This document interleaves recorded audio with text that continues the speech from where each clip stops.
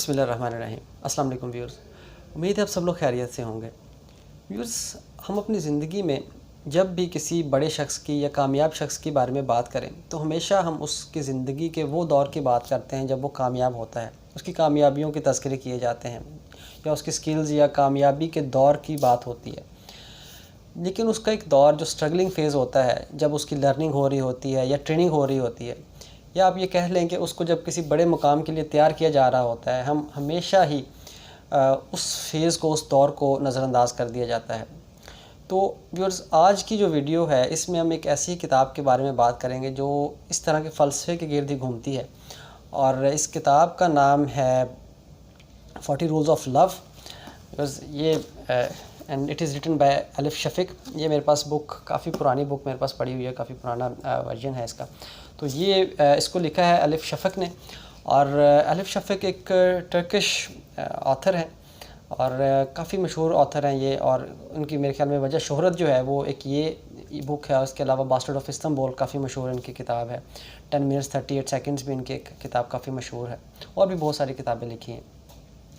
अगर हम व्यूअर्स इसकी बात कर लें, 40 रूल्स ऑफ लव की बात करें, तो इसका उर्दू में भी तर्जमा हो चुका है। It is international best seller book. Urdu ज़ुबान में भी काफ़ी ज़ुबानों में हो चुका है। आपको इजीली मार्केट में ये उर्दू ट्रांसलेशन में मिल जाएगी।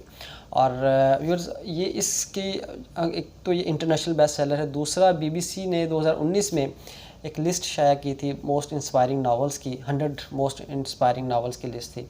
उसमें भी ये नावल शामिल है। तो इससे आप अंदाज़ा कर लें कि ये कितना ही ज़बरदस्त लिखी गई किताब है। अब व्यूअर्स, अगर हम इसके जॉनर की बात करें तो इस किताब में आपको फ़लसफ़ा नज़र आएगा, इसमें स्पिरिचुअलिटी है, इसमें रिलीजियसनेस भी है, और उसके साथ साथ रोमांस भी है। तो ये आप इसको कह सकते हैं कि एक हिस्टोरिकल फ़िक्शन है। इसमें हिस्ट्री भी है और फिक्शन भी है, दोनों का इम्तज़ाज है इसमें। ये बुक व्यूअर्स 2009 में पब्लिश हुई थी, और 354 पेजेस की ये बुक है। बहुत ही बड़ी या ज़ख़ीम किताब नहीं है, एक नॉर्मल सी जो है वो पेजेस हैं इसके, आप इजीली इसको पढ़ सकते हैं। और ये व्यूअर इस किताब के हवाले से इंफॉर्मेशन थी। अगर हम इसके कंटेंट की बात करें, इसकी कहानी की बात करें व्यूअर्स, तो बहुत ही इंटरेस्टिंग कहानी है।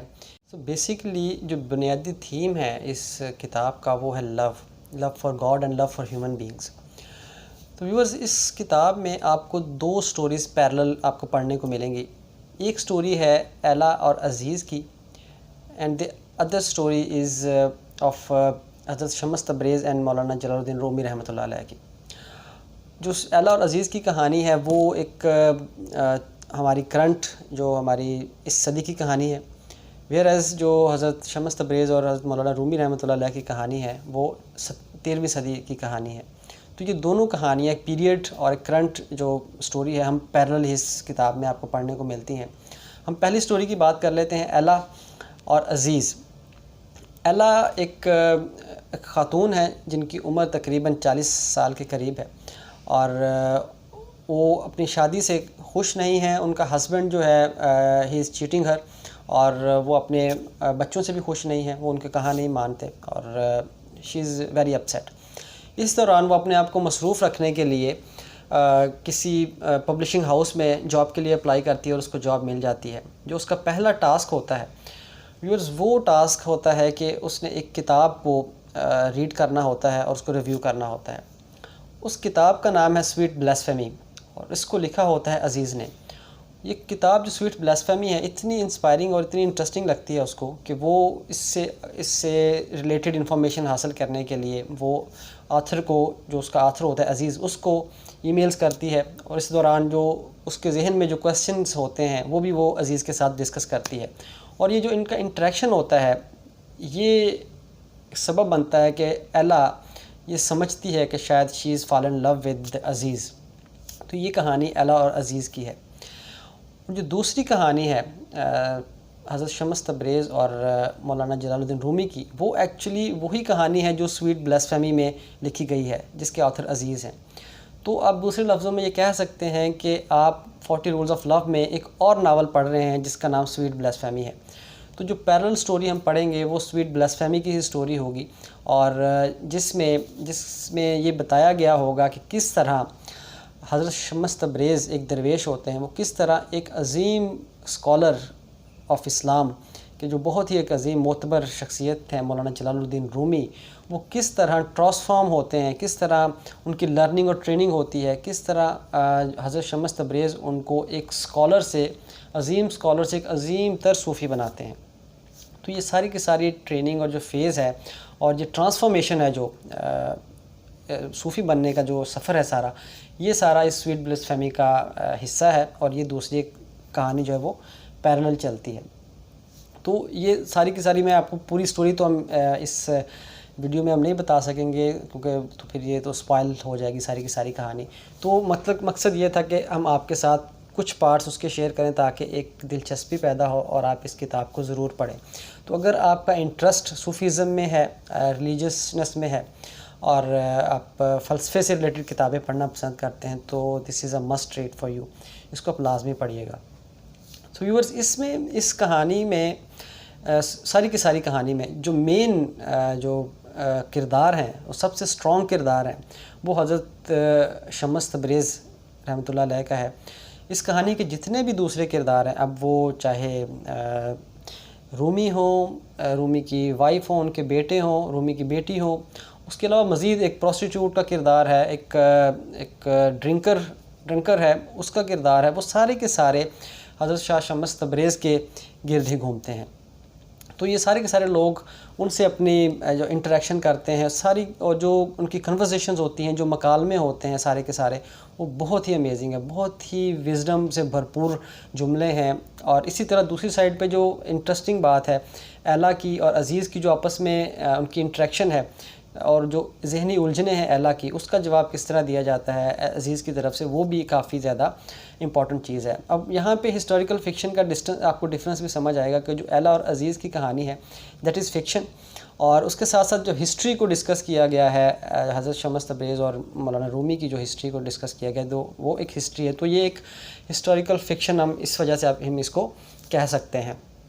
तो व्यूअर्स, इस किताब में जो मेरे लिए जो बहुत ही बेस्ट पार्ट मुझे लगा, जो मंजर कशी की गई है, वो ख़ास तौर पर जब पहली मुलाकात होती है हज़रत शम्स तब्रेज़ रहमतुल्लाह अलैह हज़रत रूमी की, मौलाना जलालुद्दीन रूमी रहमतुल्लाह अलैह की, वो जो उनका सवाल जवाबात होते हैं आपस में, जब एक स्कॉलर, बहुत बड़ा स्कॉलर के सामने एक दरवेश खड़ा होता है और जो आपस में उनके सवाल होते हैं और उसके ऊपर जो जवाबात दिए जाते हैं, जो उनकी आपस में कन्फ्रंटेशन है ना, वो बहुत ही अमेजिंग लगी मुझे, बहुत इंस्पायरिंग लगी वो पार्ट। तो व्यूअर्स, इस किताब में जो जैसे कि इसी नाम से ज़ाहिर है 40 रूल्स ऑफ लव, तो इस किताब में हज़रत शम्स तब्रेज़ रहमतुल्लाह अलैह के 40 असूल भी या 40 रूल्स जो हैं उनके लव के हवाले से, मोहब्बत के हवाले से, वो भी बताए गए हैं। क्योंकि ये सारी किताब ही उसके गिर्द घूमती है, तो इस मुख्तलिफ़ जगहों पर, मुख्तलिफ़ मकामात पर उनके जो 40 रूल्स हैं उनको एडजस्ट किया गया है और उनको शेयर किया गया है कारी के लिए।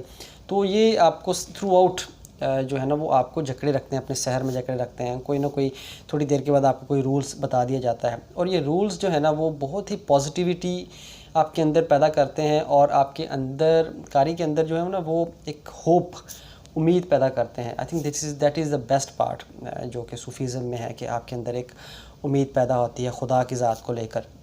तो इस हवाले से मुझे वो बहुत ही बेहतरीन लगे। सारे के सारे रूल्स बहुत ही ज़बरदस्त हैं, लेकिन मैं एक असूल ज़रूर आपके साथ शेयर करूँगा। एक रूल जो उनका था, ये रूल नंबर 8 है, आई थिंक रूल नंबर 8। उसमें हज़रत शम्स तब्रेज़ रहमतुल्लाह अलैह फरमाते हैं कि सब्र का मतलब ये है कि आप किसी भी प्रोसेस में, अब जब आप गुज़र रहे हों तो आप उसके एंड रिज़ल्ट्स को ज़रूर देखें। तो सब्र क्या है कि जब आपकी नज़र कांटों के ऊपर पड़े तो आप उसको इग्नोर करके गुलाब की तरफ तवज्जो दें। जब आपकी नज़र रात पर पड़े तो आप दिन को देखें, क्योंकि वो एंड रिज़ल्ट है, और उसका इंतज़ार करें। बेसब्री क्या होती है कि आप आउटकम्स को नहीं देखते, और जो सब्र वाले लोग होते हैं, जो अल्लाह वाले लोग होते हैं, वो कभी बेसब्री नहीं करते, क्योंकि वो जानते हैं कि पहले दिन के चाँद को 14वीं के चाँद बनने में वक्त लगता है। तो व्यूअर्स, ये एक विज़डम से भरपूर एक रूल है जो मुझे बहुत ही अमेजिंग लगा, बहुत ही शानदार लगा, और उम्मीद है आपको अच्छा लगा होगा। इसी तरह के बाकी सारे के सारे रूल्स आपको जब एक आप पढ़ेंगे ना, तो आपको लग पता जाएगा इंशाल्लाह। तो व्यूअर्स, ये था आज का रिव्यू। उम्मीद है आपको अच्छा लगा होगा। अगर वीडियो अच्छी लगी हो तो लाइक कर दीजिएगा, और वीडियो कैसी लगी है अपनी तजवीज़ हमें ज़रूर कमेंट्स बॉक्स में बताया करें। और इंशाल्लाह इजाज़त दें, इंशाल्लाह आपसे मुलाकात होती है नेक्स्ट किसी और बुक के रिव्यू के साथ। तब तक के लिए अपना बहुत ज़्यादा ख्याल रखिए, खुश रहिए, हैप्पी रीडिंग, अल्लाह हाफ़िज़।